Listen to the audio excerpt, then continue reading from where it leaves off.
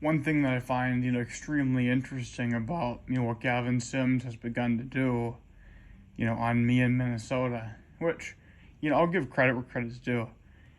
Someone like that clearly is passionate about photography. For a while when I was still on Facebook, I ran and started and administered a Facebook page in regards to, Lake Minnetonka and Excelsior area history. I was very passionate about, that subject. I camped out at an estate sale and when I was in high school, my senior year in October, there was a lot of very old Lake Minnetonka, historically significant stuff. There were photographs dating back to the 1850s there.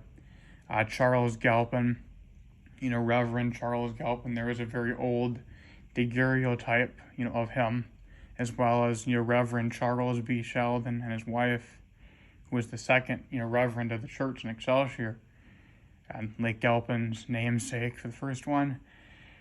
That was an amazing thing. I, was the steward of those. I let the Historical Society take scans of them. I eventually sold them. Man, of all the things that have passed through my fingers, it's insane. Kind of like an Indiana Jones in a way, but what I find, I can appreciate the passion, the heart, but, what you and Payton have done to me is, just frankly unforgivable. It's not that cool, and I really don't like it. When you look at, starting to feature, local businesses, like these restaurants, these more trendy arcade type restaurants, frankly, that is okay. You could never make a career out of that unless you are able to produce and prove that, those businesses have an increase in revenue that's enough for them to pay you for that kind of partnership. And that can be a tricky thing, because basically if you ask people to go to a restaurant and say they went there, because of you, that's one thing. Charities do that, police organizations do that. Hey, this fundraiser, 10% of proceeds go to this, but those are for charities, not for a small-time, homophobe corporate employee like you, who on social media, does things like that. And I'm a brilliant man.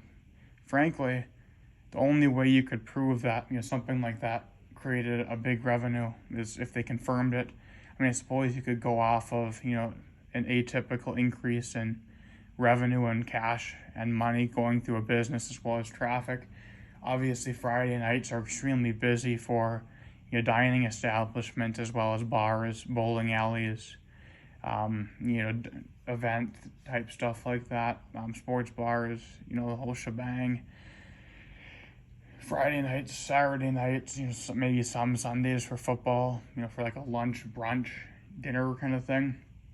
But those times are going to have high traffic regardless. So if you post something on a Friday night, it's going to already have high traffic.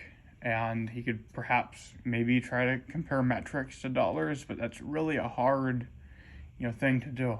A place might give you a few $100 to make a professionally edited video of something with some graphics on it, but frankly I could do that in iMovie on my iPhone. And say for example you go to a restaurant up in St. Michael, Albertville, up by your Hickville, and they pay you say $200 to make a partnership. And maybe they have a few more people, a few hundred more bucks on a night or something. It's really hard to attribute that, because under creator tools, someone like Gavin Sims can look and see how many people viewed his videos. Sometimes people can even see the geography in which they originate from. Are they in Wright County, Hennepin County, Stearns County? Are they from Ramsey County? Are they from Carver County? Are they from Scott County? What are their demographics? What are their age? Obviously those things are extremely valuable in terms of, marketing, advertising, and, presentation. If you get a bunch of 80-year-old people watching, something about, axe throwing, they're probably not going to really care about it. Get a bunch of young people who like to spend money and go out and get drunk and throw axes. Obviously you're going to have, a little bit more of a targeted audience there. The point is that I'm pretty miffed about what happened. And I intend to help Gavin along losing his job because you ruined my life. Peyton Morgan ruined my life. I can't sit here and have that happen. I hope you can find a way to make, those partnerships work, man. I really do.